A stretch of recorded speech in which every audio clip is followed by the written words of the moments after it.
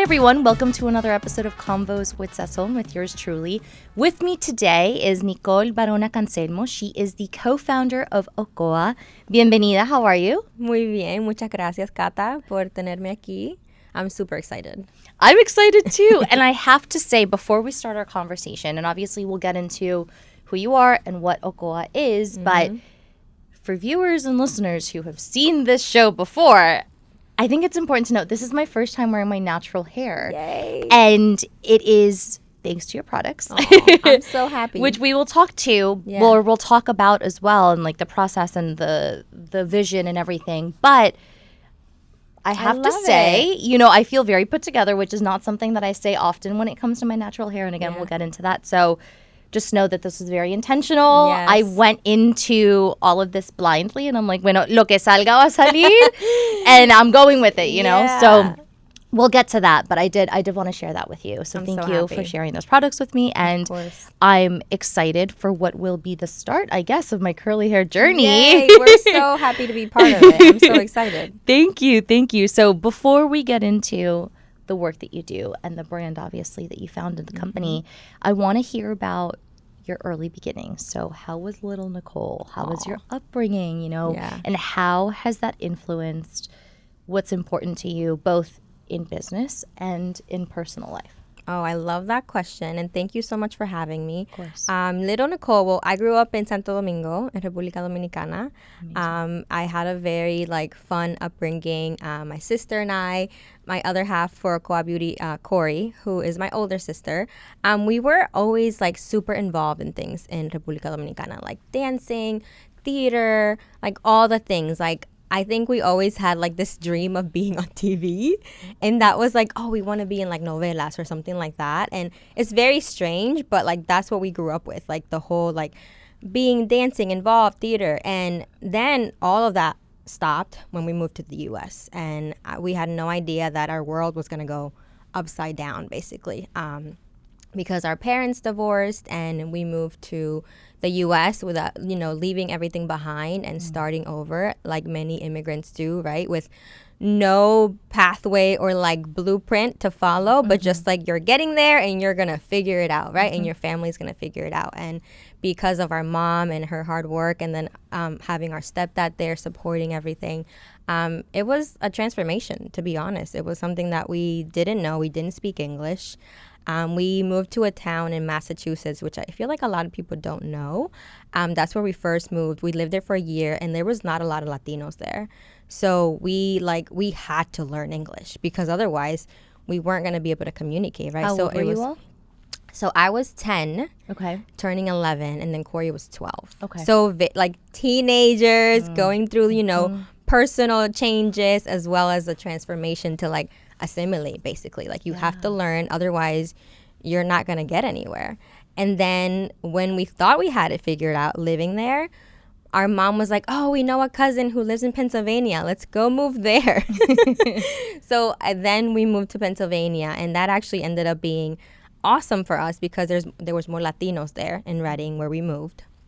And so we kind of found a little community of people who looked like us, right? And we were in the ESL program, but there was more Latino kids there. So this time it felt a little bit easier to kind of go through middle school and high school, which is very hard anywhere in the world. But then you add on top of that, learning a new language and learning all the things, right? How to live in America, essentially.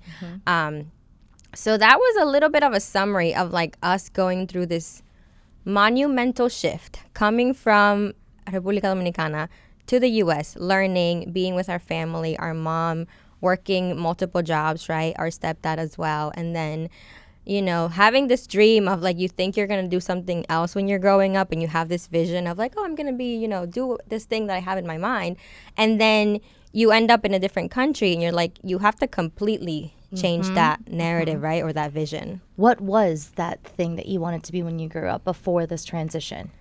Like I said, I think we wanted to be actresses and be in TV and novelas and go to Mexico and all these things, right? That you grow up in Latin America, right? Thinking that is the only sort of way to be out in that in the spotlight. In the spotlight, right? Exactly. But then it's like you move here, you're learning, you go to college. Like, thankfully, we were able to graduate. We went to college. We both got a business degree. Okay. Completely different, right? Not creative at all. But, like, inside, like, I always knew that, like, I had this creativity, right? This, like, spark. Like, I always wanted to do something new, something out of the norm. Like, I was always the one, like, trying my mom's clothes in the closet and, like, always playing with my hair, but I actually like never noticed it till now. Like, I would always like accessorize my hair. We grew up, you know, going to the salon with our mom in DR, and that was the only way that we thought we were beautiful, right? With straight hair. And like, you know, I think in Colombia too, right? Yes. And the salon in our communities, it really is such a communal space. It is. It's not like other cultures where you're in, you're out, you barely talk. It's like, okay, let's pick up where we left off. Yep. Also, like, what's going on around the neighborhood. Yeah. You become truly like friends not only with your stylist, which has a trust built in and of itself aside from that. But those around you, you're like, ¿Y tu hija cómo está? ¿Y tu prima? And as little girls, I'm sure you can relate as well, you grow up with that communal feel. And I think community is such a central part of the work that you all do. Before we talk about, you know, pelo malo, because I know that's super central. I want to know, what are your early memories of beauty and identity and culture, because that could potentially go hand in hand with what you were about to say. So tell me about that. It was like, you know, our mom always being put together and having her makeup done, but also her hair. Like, that was a ritual. Like, going to salon every Saturday, you know, spending, I don't know, 5 hours there.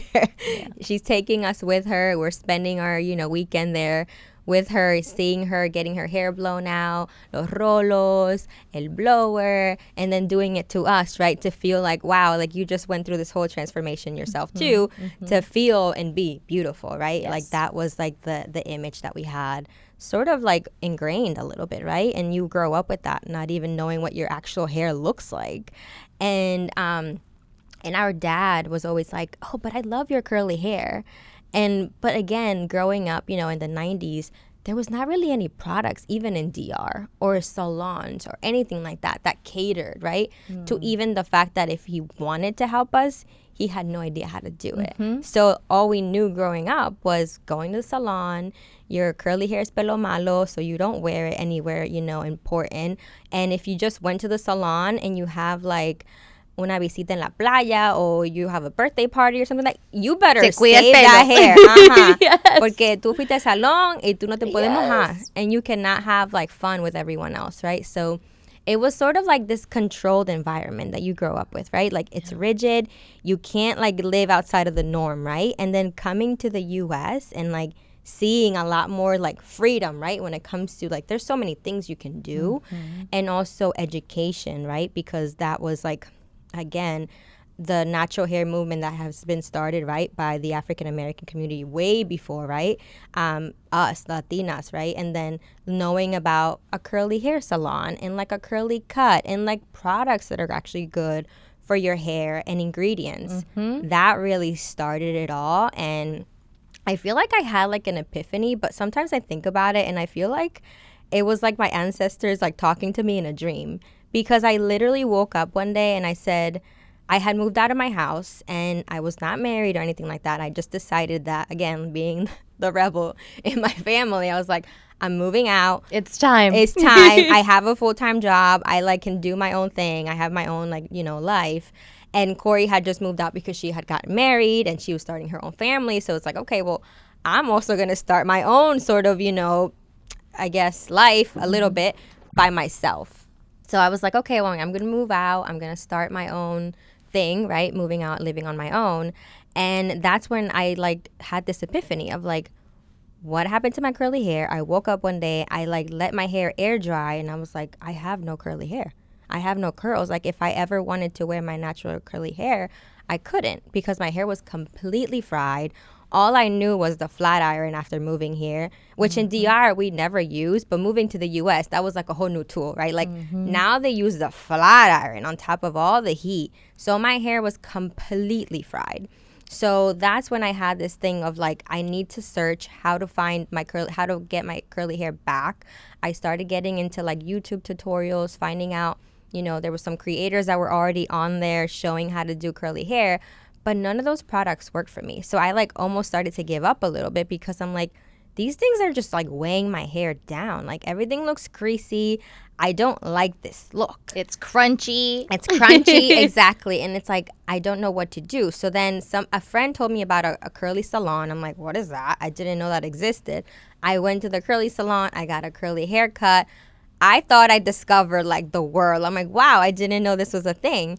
So that started it all. And that was, you know, almost like 8 years ago. And then, of course, because we're always doing everything together, I had to tell my sister about it. And she had just had a baby, my nephew, who's now, you know, turning 10 this year. So it's crazy. But again, we started sort of talking about it and like the ingredients and the process. And she was like, well, I want to do it too. So she went to get her curly haircut. And again, it just felt like this whole bonding, right, of like sisters doing it together. And we're like, okay, well, we're really going to learn more about our history and like our heritage, actually, like learning how to embrace our curly hair. And that's really what we did. It started by cutting, the damaged hair that I had. But then it was like also cutting down a lot of trauma. And like this trauma that you have growing up that you don't know you carry. All these years of thinking that you have to look this certain way, right, to feel beautiful or look professional or go somewhere that, you know, to look polished or put together, right? And it's not saying that it's wrong, but it's not the only way, right? Yes. So I can relate so much. I didn't have necessarily that narrative in the household, but I did associate at an early age, okay, if we're going somewhere nice, if I want to look presentable, my hair needs to be straight because otherwise who knows what it's going to look like. It's going to be hard to control. And I remember, you know, obviously much younger, my mom would tell me like hair in my household, actually now that I think about it, as I hear you talk, it was a big thing. Like I had super short hair growing up, like especially when I was very, very young. And my mom was like, when you can take care of your own hair, you'll get the long hair. So for me, having long hair was like, what a luxury, what a privilege. That's what I'm working towards. And then eventually when I was able to let it grow, my mom said, okay, I'm going to teach you how to style it. And then it's on you. Like it's your responsibility to maintain it. And I, you know, speaking to the point that you made of like, my natural curls were gone. You know, I also started to notice that of, wow, it used to air dry and it was like a wave, like a beautiful wave. Like there was always frizz, but like a wave.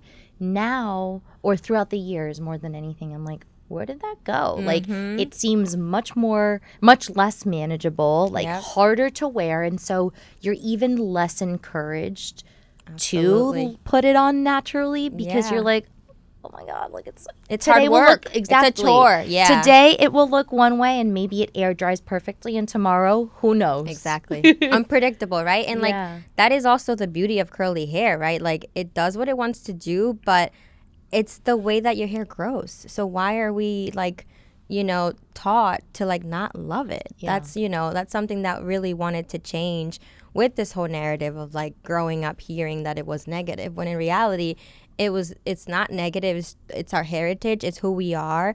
It's your crown, and you should wear it proudly. And if you want to change it, go for it. But you should know how to really care and treat for your naturally curly hair. Yes. Because that's what you're born with. You mentioned education, and I think that is a huge focal point because, like you said, there are so many products out there. But if we don't take it upon ourselves to actually look into, okay, but like, what is in this? You know, how do I use this? I was telling you off camera, you know, when I used your products for the first time this morning ahead of our recording, I looked up the step by step. So it's like first the shampoo, then the conditioner, then, you know, the curling cream and the styling cream. And there's a method. You don't just like put on a bunch. In many cases, it's a little bit of amount and you either coil it or, you know, there is a process. And so one of the things that I love about the messaging of your story, because it is so personal, is I remember when I was looking on the website for the first time, there's a picture of you and Corey and it says, Hermana, we see you.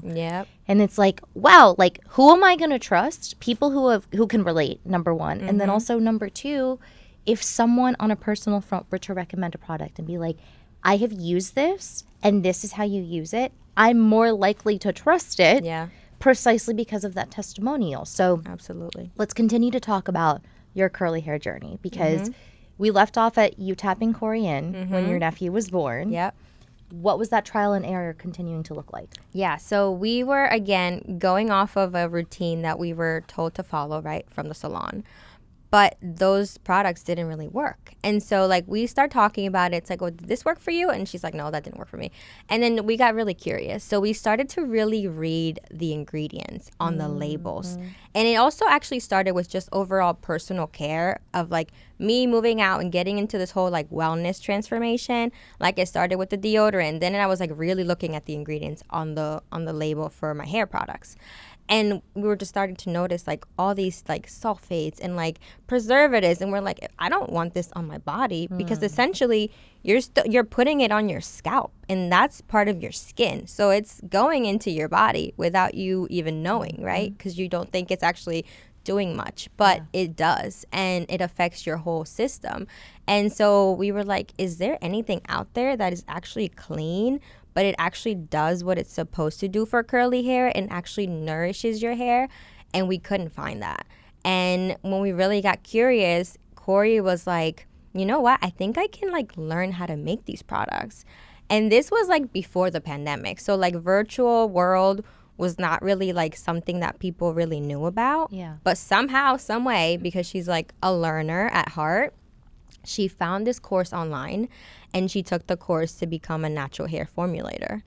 And I was, like, her guinea pig. So, like, I would try everything that she would make at home, because we were, like, tired of, like, having to buy so many things.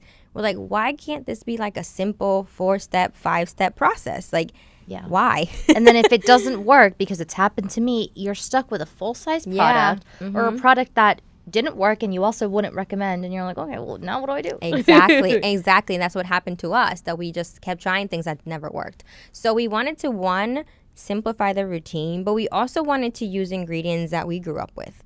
So we were like, hibiscus is actually great for hair. It gives you, like, natural shine. Mango butter is very lightweight but also very hydrating.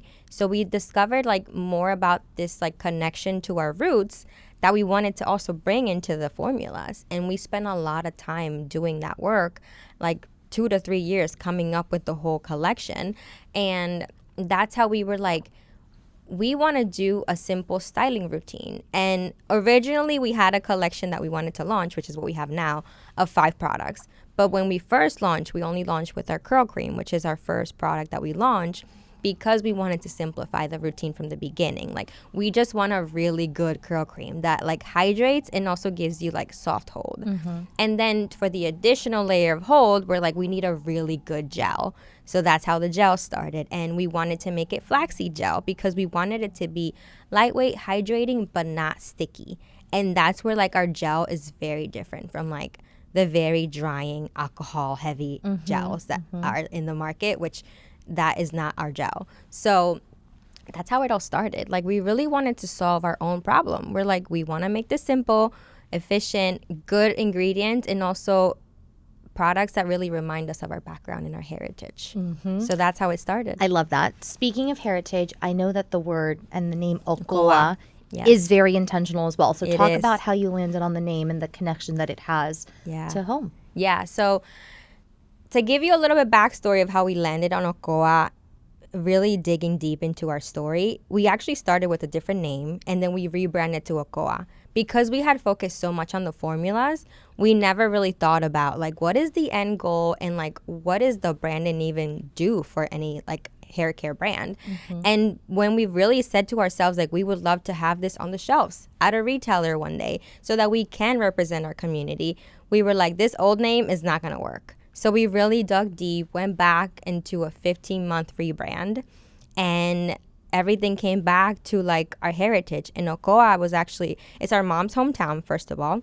It's a place that we grew up visiting when we were in Dominican Republic. Going there, our childhood was, like, you know, just so fun, going to OCOA, visiting friends, and that connection immediately took us back to that place, right? Because it's actually a place. And And then just the meaning of it being a Taino word, it means a place between mountains because OCOA is a valley. And so for us, like knowing right away all the history, the heritage that it brought, and also highlighted a place in DR that a lot of people don't know or even recognize or hear about. So we really wanted to emphasize on like there's so much beauty in our country, and we really want to spotlight that beyond just the normal, you know, cities that people hear like Punta Cana or Santo Domingo, right? So we really wanted to emphasize like the beauty in our country, but beyond that, it's also like the broader community of like Latin America and Latinos in the Caribbean overall. There's so much beauty, right, in our heritage that we really wanted to emphasize that. I love that. And speaking of the branding, right? I mean, we have it back here. Yes. You know, it shows two heads, which I'm assuming it's you and your sister. Yeah. Almost like yin and yang, because one is kind of like flipped backwards. Yeah. And the colors, because we have the full. Yes. It's actually like the island. So that is the story of the colors for the core collection is the sand, the sun, the water, and the sky. Amazing. So I'm going to go ahead and show this. So first step is the shampoo. Which is this one. Yep. The second step is the conditioner. And then it's the curl cream. Yep. Then the styling gel. Yep. And it was my understanding, I didn't try this one, but that this is for a couple of days after or something to kind of like liven up the curls, speaking to the point of it's unexpected how it'll look a couple of days later. So it actually is a dual product, and that's our newest product. It's our Curl Refresh and Hold Spray because it can give you extra hold when your hair is wet and you're about to kind of dry or air dry, diffuse it or air dry. Or you can also use it to extend your wash and go, like refresh it. Like today, I just refreshed my hair a little bit, spritzing the spray, and that's all I did. And then the other thing that really was awesome with the refresh spray, which is our latest product, is that we really wanted to include even more connection to OCOA. So it has coffee seed extract, tomato extract, because that's really actually grown in OCOA. So we really wanted to emphasize on those ingredients as well. That's beautiful. Yeah. So it started with a formulation course in addition to obviously your own curly hair journey. At what point did you both realize, okay, we need to seriously pursue this as a business? Like beyond just like you both benefiting from your discovery, that notion of let's spread the wealth and the knowledge, of course. Like talk about that process and what it took to formalize what your vision was into the brand that it is today. Yeah, and like thinking back on it, we're like, oh, it was like a happy accident. But I feel like we all along, we kind of knew we wanted to do a business together. We always like looked at like eventing or venues for things. Like once we talked about like a bridal shop, there was always so many ideas, and then finally executing on this one thing that we both were so passionate about, it was so personal. I think that really is what changed it, the fact that we were solving our own problem, but also we were kind of, you know, helping our entire community by creating the products. And that's really when we were like, wait a minute, if we're benefiting from these products, I feel like more people could actually feel and love their curly hair just the same way that we are going through this transformation. So that's when like we were like, I think we have to start a business. Like we have to sell these products because they're better than what we're buying right now on the shelves. So that's really when we were like, okay, we're actually gonna do this. And so our dad actually gave us a loan, and we just started with that money. And originally, like I said, we had a dream of starting with the 5 products that we have now. But because, you know, we're self-funded, bootstrapping, we're like, let's go back to one product and start that. And so that's what we did. We launched our first product, our curl cream, and that was back in like 2021. So it was after the pandemic because there was a lot of, you know, things that happened. And then 2023, we rebranded to OCOA. Wow. Okay. Yeah. So in what I would argue is a short amount of time, despite all of the hard work that has gone behind it, you know, you've put together an entire line. Yeah. You've tested it. You've perfected it. I would love to know what the evolution of the involvement you both have had, obviously, from the initial idea to now, you know, when you've scaled, and I'm sure, you know, there are a lot of more team members. So talk about that process. Yeah. I mean, it feels like it happened like at the blink of an eye sometimes, but it's been years in the making. So 2021 we started. Corey and I had our full-time jobs. Which were like, what? So I was in private banking doing marketing for a financial services company. And Corey's an accountant. So she was also doing accounting for a bank. Very, again, business heavy, focus on financial service, not creative at all, right? And I think that's where the spark of like following this entrepreneurship dream really kind of like was a dream, because it's really what we really wanted to do all along. And so 2021, that's when we both started the business. We were doing it side hustle. I mean, I think now e-commerce just made it easier for us to start, right? Because we launched on our website.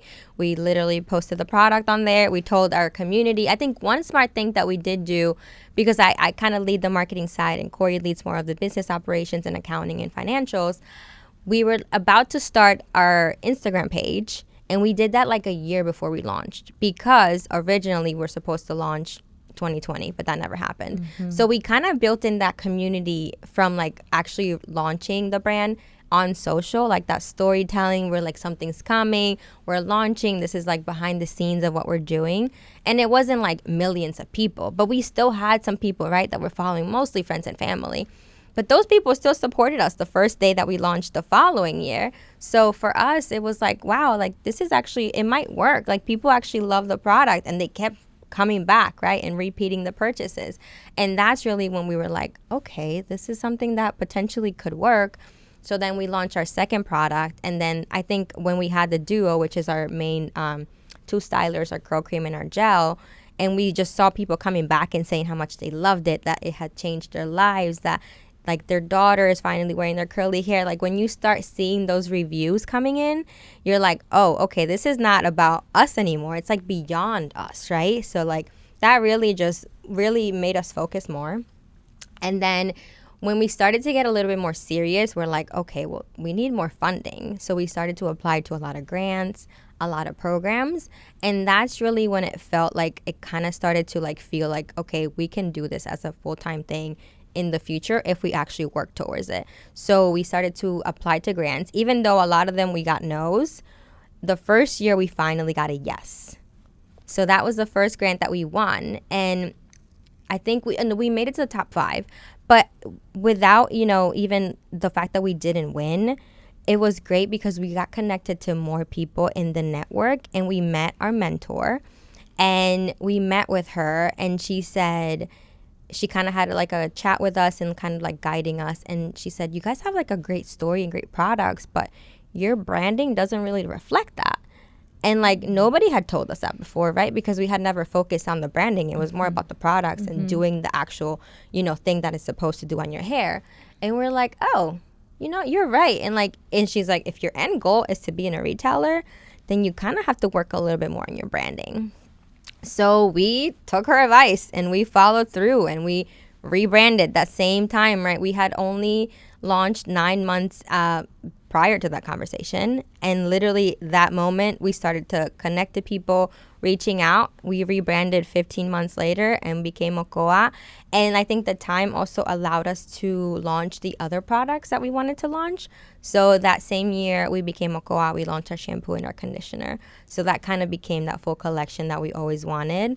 And then a year and a half later, we launched our refresh spray. And now we have that full collection that we always dreamt of. But I think in between all that, going back to like the team, Corey was also going full time the same year that we rebranded. So that helped a lot because we had one person that was actually fully dedicated to the business.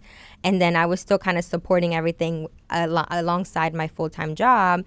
And then a year later, I also joined the business. So I think it was sort of like a catalyst of yeses that got us to that point with the grants, with the programs. And then the year that we rebranded also, we joined like the most accelerators that we ever could. And we learned so much. And I think that education and that knowledge in beauty, again, because we were kind of outsiders to the whole industry, it kind of just, you know, built in all these connections that we kind of needed to get to the next level. And just, again, overall, like knowledge for marketing, you know, PR, supply chain, which in a beauty business, like, it's not like the popular thing to like talk about, but it's actually very important, right? Yeah. So for us, it was learning all those things to be ready for retail. And then a year after that, in 2024, is when we joined the Ulta Muse Accelerator. Yeah. Okay, we'll talk about Ulta in a moment, because I know that recently you all were the first to be featured in something. So we'll talk about that. Thank you for sharing that process. When it came to production, who was actually putting the products together? So I know you said Corey took a formulation course. Yeah. Did that mean that she was the one kind of mixing at the beginning, or was that just more to understand the process to then be able to obviously give guided input? So it's a combination of both. So we work with chemists who are the ones with our manufacturer who actually, you know, produce the final formula.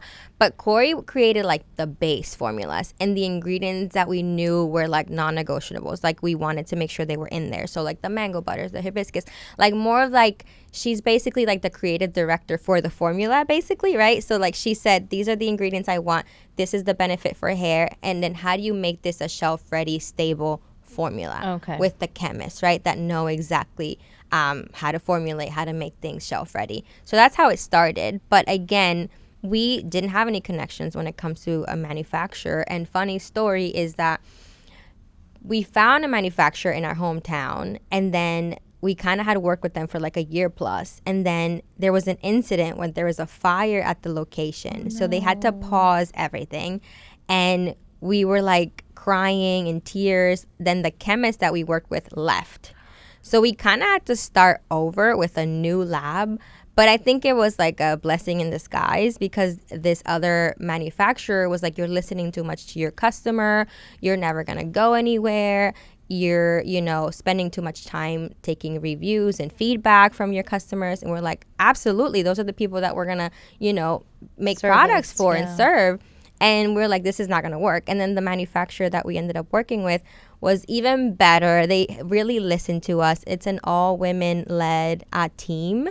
Wow. So it was actually, again, a dream to work with this team and be able to, you know, see it through from the beginning to now being in a retailer. They've supported us all along. And I think, again, it's that perseverance and that, you know, not giving up and not taking no for an answer, and just really committing all the way. Absolutely. And I love how you started sharing that it was a funny story, because it really shows that full circle moment. You went from what could have been devastating news, and I'm sure felt like, oh my God, the end in that moment, to now realizing, you know, looking back, it was for the best. And like, had that change not been forced on you, who knows where the brand would be now. Absolutely. So we left off at 2024. You made it into the Ulta Accelerator. Talk about that, and then we'll talk about where you all were recently. Yeah. So we had applied since the first year, which was 2021. So the 2024 was our third time applying. We had gotten no's, right? The 2 years prior to that. And then 2024, we finally got a yes after they interviewed us. Then we finally got that email like, you've been accepted to the program. We were beyond ecstatic, because we knew like potentially learning from a retailer like Ulta could mean, you know, launching in a retailer in the future. And that was really the dream for us, right? So we learned so much that year. It was a 10-week accelerator where 8 brands are, you know, being taught by leadership and also the Ulta team. So that was amazing. And they even, you know, flew us to Chicago for the beginning of the program. And then at the end of the program, you pitch to the Ulta team for a potential yes or no on, you know, be launching with them. And even like, you know, continuing the relationship no matter what. But it's either, you know, if they can see that there's potential to launch in the stores and online with them. And so then we got a yes, and that's the rest of the story as far as like, you know, going into our dream retailer. So Ulta was the first one. When did you all launch officially in their stores? So we launched in Ulta August of 2025. Yeah, so it's not even a year yet. Almost though. Almost. Yeah. And we became the first Dominican brand to launch at Ulta. Wow. And following those lines, you know, recently you all were at Ulta Beauty Week. Yes, right? Ulta Beauty World, yes. Yes. Yep. And also were the first Dominican brand featured. Yes. So talk about how it feels to both be in uncharted territory and be the first to do something, you know, because there is no blueprint, like you said. Right. Similarly to your move to the U.S., you know, that seems to be a pattern of, you know, you welcome the challenge. That doesn't mean that it's any easier, but you embrace it head on. So talk about that. Absolutely. So again, becoming the first was, a big feat, and we took it very proudly, because we were taking our community with us. And it was months in the making, right? From getting the yes at the beginning of 2025 to then finally finishing and executing the whole launch plan 9 months later, almost, in August of 2025. And it was big. We had to double our team in a couple months, right, to be able to do something like this. Reach out to our entire community, and they supported us. They showed up, and this was our first time doing all the things as far as supply chain to launch in a retailer, PR, branding, all the things that happen behind the scenes for a big corporation and team, that we are a very lean team, right, to be able to execute. And it was incredible. We said we were launching a few days prior to the launch, and people were ecstatic. Everybody was, congratulating us and being so happy, and again, proud to see another Latina, a first Dominican brand to be there. That was incredible. And the support that we've gotten ever since has been immense. We could not be more grateful for everybody being so excited for us. That's amazing, because it reaffirms what you all have set out to do in the first place. The fact that, yes, you're a business, but at the core of it, it's this message of continuing to uplift our community and empower them with not only knowledge, but also the products that they need to succeed, and feel themselves. And I really identify with that. I would love to know how big your team is now, to further exemplify that evolution and the growth, not only of yes, you now have more products, but there is a lot more work to be done now compared to when you all started. So talk about that. Yeah, absolutely. So again, it was Corey and I. It's a family business, right? Sisters who started this. And then we, quadrupled our team. We have about 10 people on our team now. And there's also a mix of freelancers and contractors that help us. But the core team is about 10 of us now. And just even saying that out loud, we're wow. It took, years of us really, going hard and committing into everything that we were doing to see that finally happening last year. It really felt like our first year really having a full business because of all the changes that we had to do to prepare for the launch. I know that the sisterhood component of it, among many other, is such a core piece of the story. But maybe with that come things that not people would be surprised to know. So, for example, we're often told, be careful who you go into business with. There's a fine line between business and pleasure, especially when there's a personal relationship. So talk about that. Were there, alongside the actual testing of the products, was there a trial and error period of okay, we have to separate us as sisters versus us as business partners? And what was that transition like? Oh, yeah, absolutely. I mean, at the beginning, we were both doing all the same things, right? And we're kind of stepping on each other's toes because we, again, had no experience of a business or anything like that. So it took a few years, and it's still a learning process, right? As that dynamic of a family business, sisters, because it is you have to find a boundary of this is personal time versus this is us talking about the business, right? And we're still kind of always learning that. But now after, finally both of us going in full time is really when we kind of found that better dynamic of working together of really okay, you're going to own this side of the business. So Nicole, you're going to own marketing, and Corey, you're going to own business, financials, and operations. So that's how kind of we built the team in a sense, me leading more of the marketing side and then Corey leading the financials and operations. So we had to do it because otherwise there was never going to be any sanity, to be honest. Yes. And even though there comes a sense of liberty when it comes to being an entrepreneur, there is also this fine line of you don't have that set 9 to 5. You're kind of always on the clock, and it's your baby. So I'm sure that part of you, of course, wants to give your full self, but because of your sanity, as you were mentioning, that balance is needed. So absolutely. Talk about, the late nights, the non-glamorized side of being an entrepreneur. Oh, yeah, absolutely. And I think on top of that, we were both newly married, becoming moms at the same time. grown our family and our business at the same time, and that's like not a lot of people can say that. Honestly. Yeah. And so when we started, Corey had her son, so my nephew. Then I got married a couple years, I guess 2 years before we launched. Okay. And we tested the products for my wedding because I actually wore my hair curly to my wedding. And a lot of people were just like, you're sure about that? And I'm like, yes, I'm confident. Like, I love my curly hair now. And so I got married like a few years after. And then I also got pregnant before we launched our curl cream. So now we have 5 kids between both of us. And it's all happened in the same time. 5 kids, 5 products. Exactly. 1 retailer later. So it's all been like, again, growing together, like evolving as like sisters, but also like wives and moms and professionals. So there's just, that's beautiful. It's been really a journey as a family. I'm sure.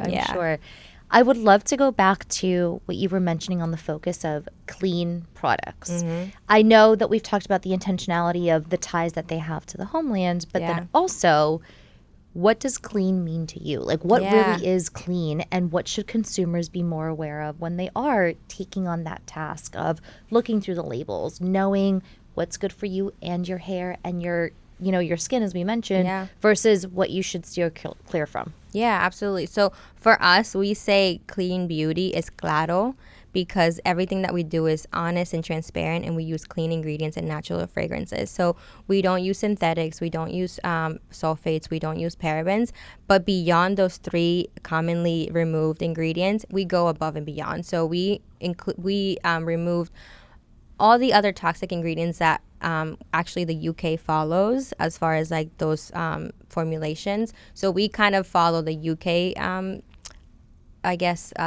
cosmetic formulation based on the FDA. Like the FDA doesn't really cover a lot in the US. It's not the first time that I hear that, how other regions of the world are actually stricter. Ahead and stricter. Yeah, absolutely. So we kind of go beyond that. We removed over, 10 ingredients that are really bad for your body and for hair.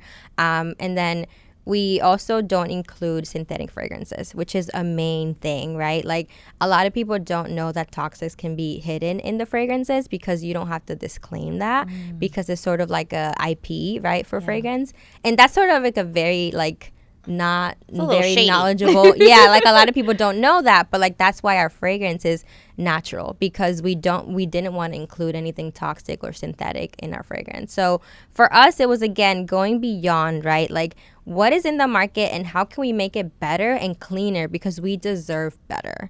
We deserve luxury, and we deserve things that are good for us. So that's really like, we were like, if we don't want to use something, we're not going to sell it, basically. So we really wanted to make it so that we could use very clean products for our hair. And I love those tips, because when it comes to nutrition, right, like one of the golden rules is if you can't pronounce it, it's a no. Exactly. So again, switching gears a little bit, as if you were a consumer only, not knowing what you know on the professional side, what tips do you have for people? So for example, like I'm grabbing this curl refresh spray and I'm looking at the ingredients. The first one is water. Like, that's awesome. So like, what are some green flags that people should see and be like, okay, we're erring on that good path, Yeah. So for us, like, we don't use like silicones, which are, people kind of know about silicone, but it's really just coating your hair with like this waxy thing to make it look healthy. But in reality, it's really not doing anything for your hair. Okay. So for us, it's like we're actually focusing on what is nourishing your hair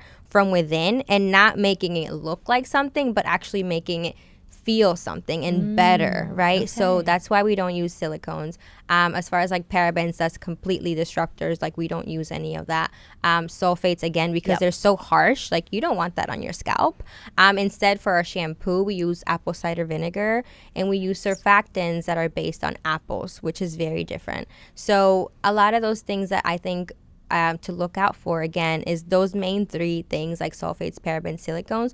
But beyond that, like, again, what you just said, like, if you can't pronounce it, don't buy it, basically.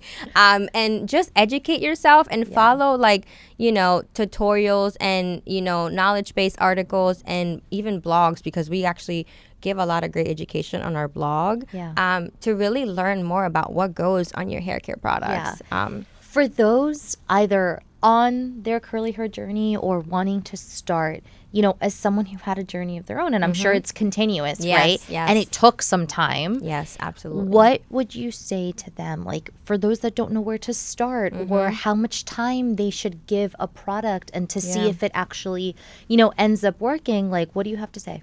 Yeah, I think it's like focusing on healthy hair. Yeah. I think we kind of got obsessed a little bit with like, it has to be this perfect little curl or something like that. Like, no, it's more about healthy hair, and it starts with your scalp, and I think we don't really learn much about that. But really using a great shampoo, like the one we created has apple cider vinegar, like actually using things that are good for your scalp. A good conditioner as well that is giving you that great hydration. And then simplifying your routine. Like for me, that's why we created the products. But for anyone starting their journey, don't make it complicated. Make it easy so that you can actually enjoy your time doing your hair and going through the process. And I think another big tip is like, give it time. It's going to take a lot of time, and patience is going to be your best friend throughout the journey because it doesn't happen overnight. The same way that it takes years for it to get damaged, it takes years and patience for it to come back to like that healthy hair that it can be. You mentioned that big milestone of getting into Ulta. You know, what else do you all hope to achieve? Whether it's additional stores, whether it's maybe adding to the product line. Talk a little bit about, as we think to the future, what you all are working towards right now. Yeah, so one big dream for us is to be able to sell back in Dominican Republic and bring the products back to our home country, because we get a lot of people asking us, like, when are we going to be able to find you here? And that's a big dream. And taking the brand, like, to Latin America, like all over, and taking, you know, OCOA, the name, our heritage all over the world, basically. Like, that's really the big dream.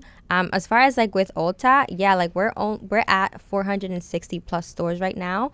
But we want to be in all stores. So that is like the big milestone that we are looking to hopefully achieve also in the future, is to be able to be available at all stores. What would people be surprised to know about what it takes to get their foot in the door? I mean, you mentioned accelerators, but you also just mentioned 460.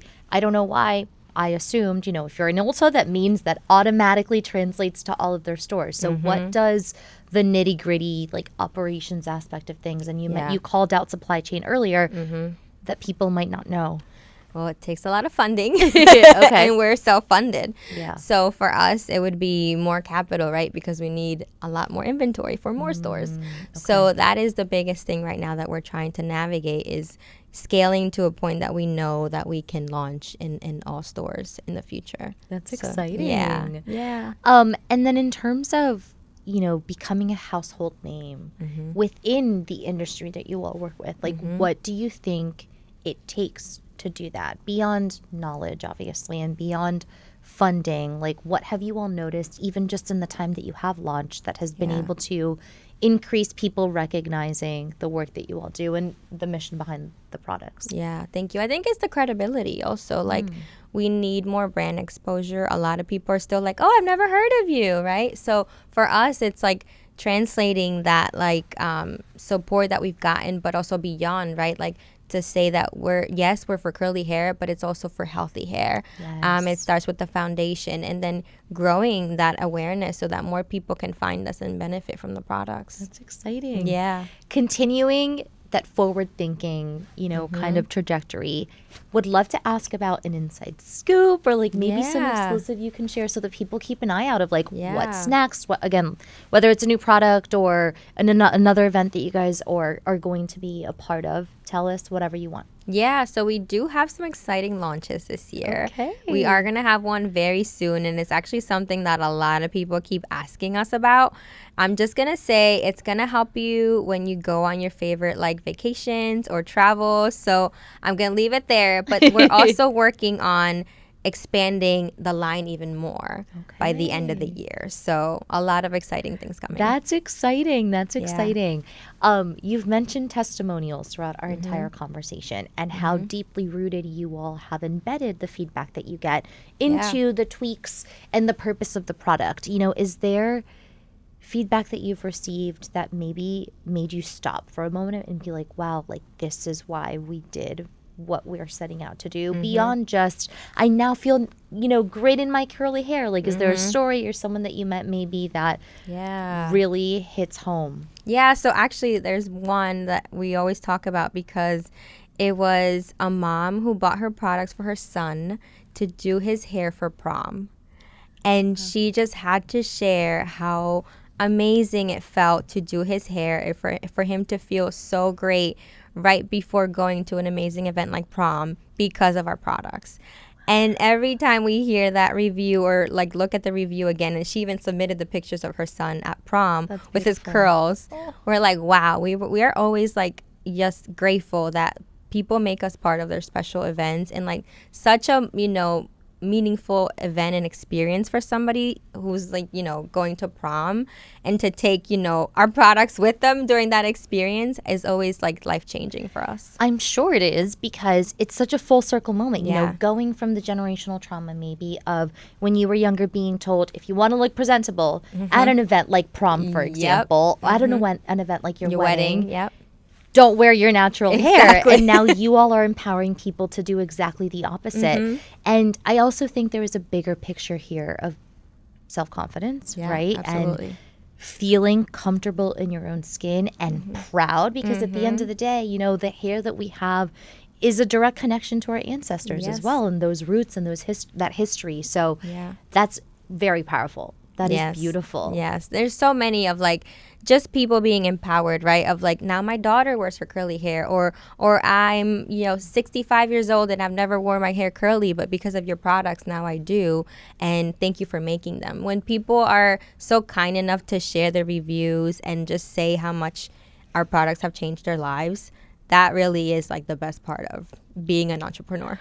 I'm sure. Yeah. Well, listen, you now have a new customer. Thank you. I'm very excited to continue to discover, what you all do and to support you. Thank you. Continuously. Of course, I do think it's really important to stick together and to amplify these stories and the behind the scenes, and also the core of the reasoning, because there are so many products out there. It can be a saturated market at times, but I do think that what makes a brand and a product stand out is the thought process behind it. And it's so clear that there's so much intentionality. So I'm sad Corey could not join us, but I can feel her presence here. Yes. And it has been a pleasure truly to be able to share the story and also learn more about the journey. Thank you so much for having me. It's been a joy. Thank you.